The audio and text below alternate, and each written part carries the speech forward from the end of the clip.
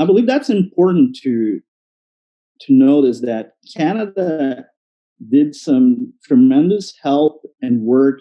If you go from a historical way of seeing it, like at the end of the Cold War, Canada, especially in Central America in the 80s, Canada was supporting the democratic transition and helped a lot of human rights defenders who were persecuted by authoritarian and military regime in the 80s, like in El Salvador, Honduras, Guatemala.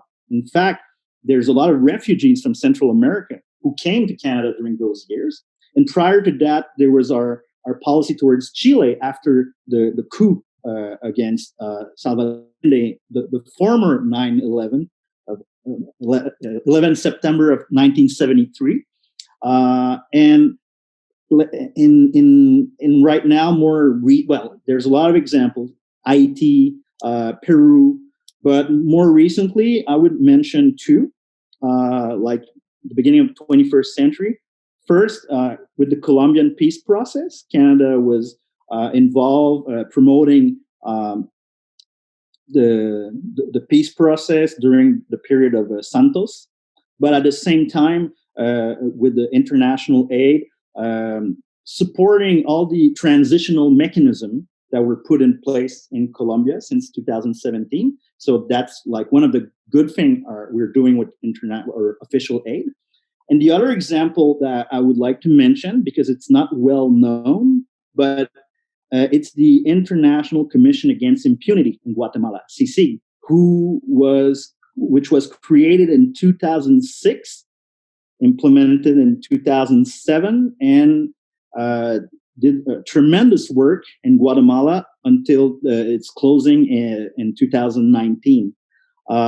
This was like a sui generis transitional mechanism in which, like, through international cooperation, like from the major donor country in Guatemala, like Canada, the EU, the United States, they were financing that with UN, this new commission to strengthen the rule of law, because even though the armed conflict had ended in 1996, there was still human rights violation and impunity that was ravaging the country, like until the beginning of the 21st century. Therefore, by strengthening the rule of law, they managed like to finance this commission, who did some incredible work that is very linked to a lot of like the strategic human rights litigation that occurred in Guatemala between 2009 and 2013, like the genocide trial against Rios Montt,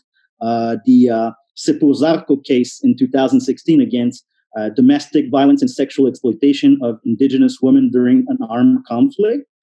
Those kind of trials, which were impossible to imagine in a country like Guatemala, were made possible through this conjuncture of the CICIG work, but also international aid, going through some of those NGOs that were working to strengthen the legal capacity of their partners in Guatemala to go in trial.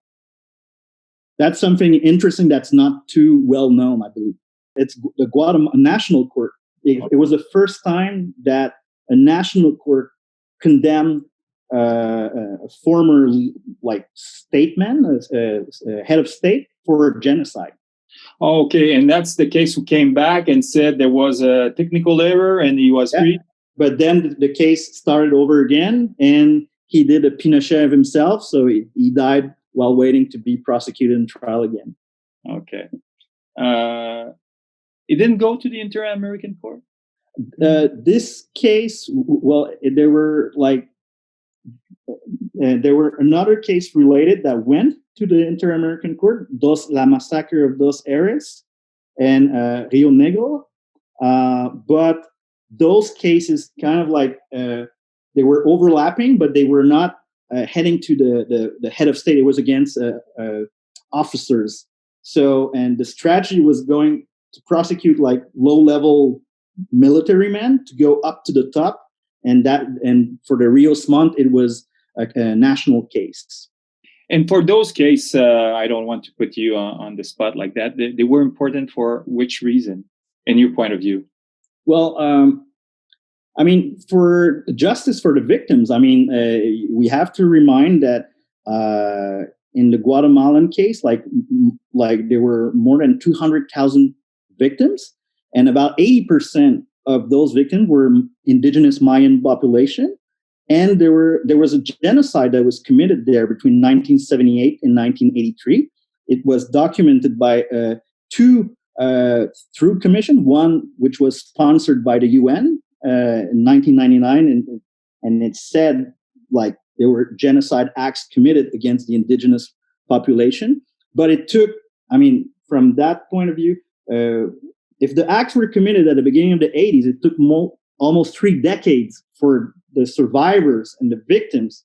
Finally, they acknowledge, like the state acknowledged this responsibility, and therefore they have a sense of justice. So yes, I believe it is important because it also proved that it was possible to prosecute people who were until then untouchables.